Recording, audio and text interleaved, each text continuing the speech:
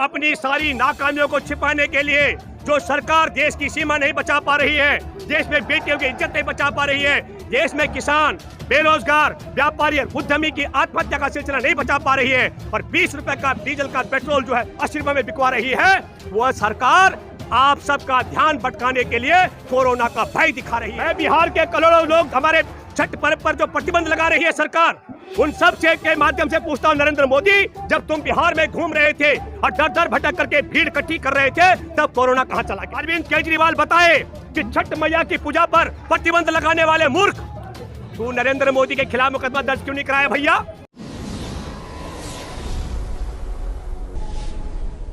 जंतर मंतर पर आज देख रहे हैं आप, मेरे पीछे खड़े हैं हजारों की संख्या में लोग। दिल्ली में छठ पर्व पर प्रतिबंध लगा चुकी है सरकार।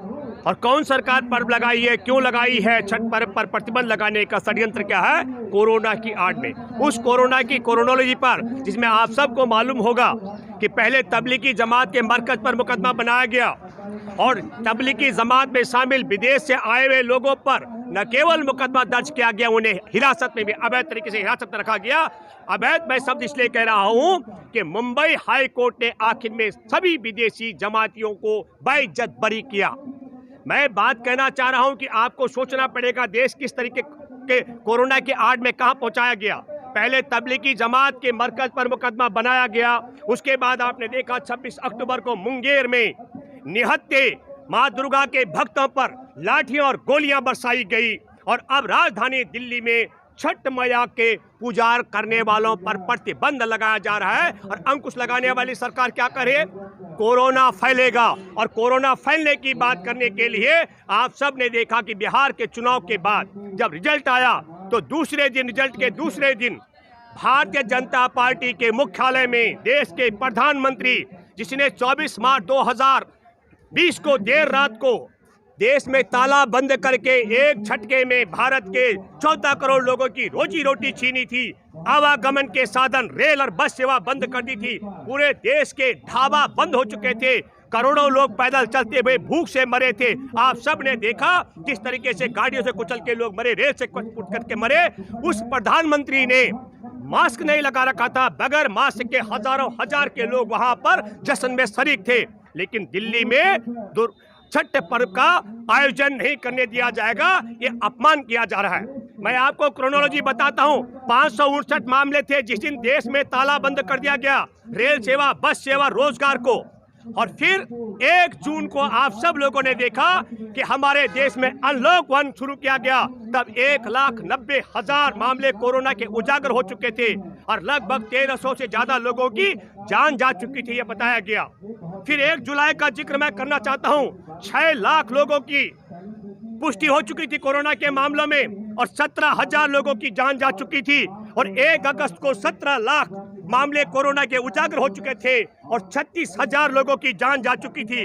1 सितंबर को 37 लाख लोगों के मामले उजागर हो चुके थे और 65,000 की जान जा चुकी थी। और 1 अक्टूबर को 64 लाख लोगों के मामले उजागर हो चुके थे कोरोना के और 99,000 लोगों की जान जा चुकी थी। मैं ये कहना चाह रहा हूँ कि 559 मामले हुए। 30 जनवरी को पहला मामला भारत में आता है।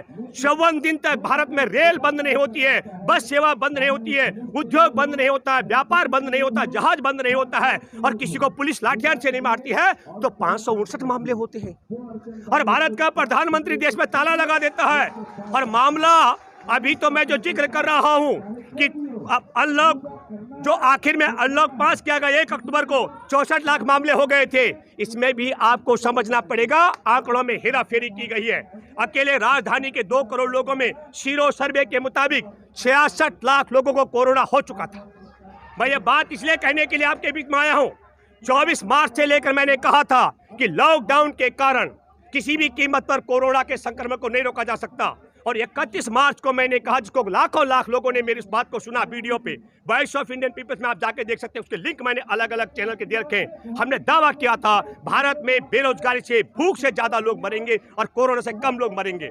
मैं आप सब लोगों को बताना चाहता हूं कोरोना के क्रोनोलॉजी क्या है।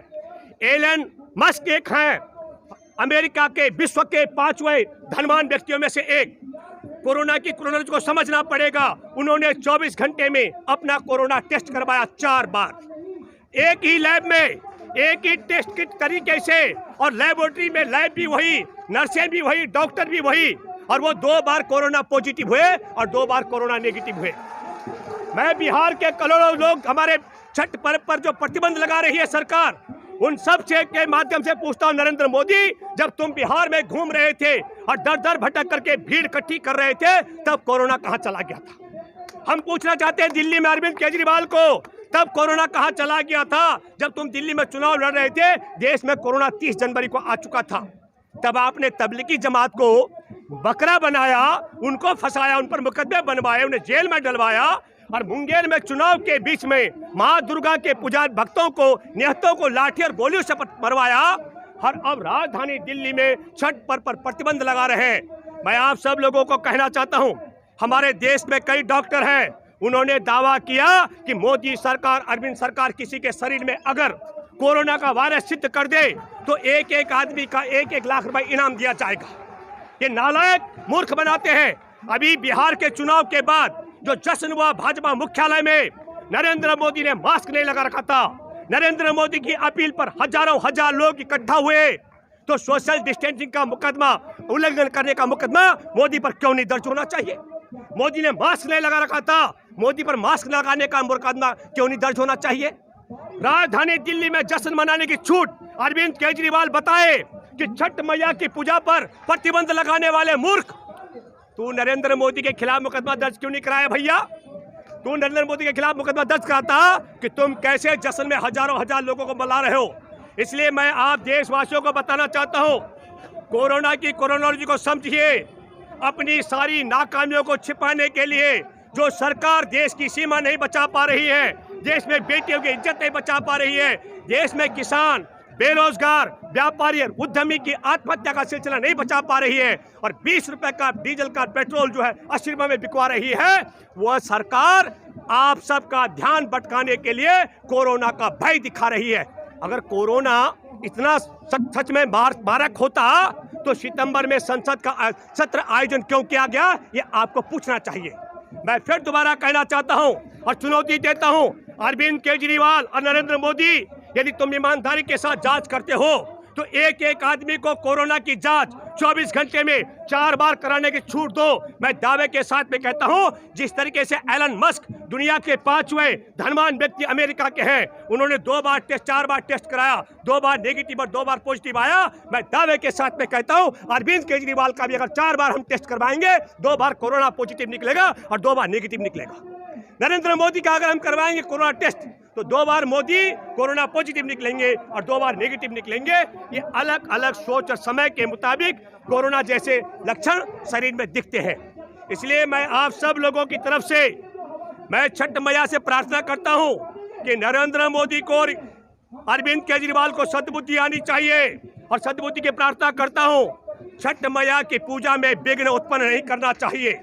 और अगर विघ्न उत्पन्न करोगे तो छठ मैया तुम्हारा विनाश तो करेगी।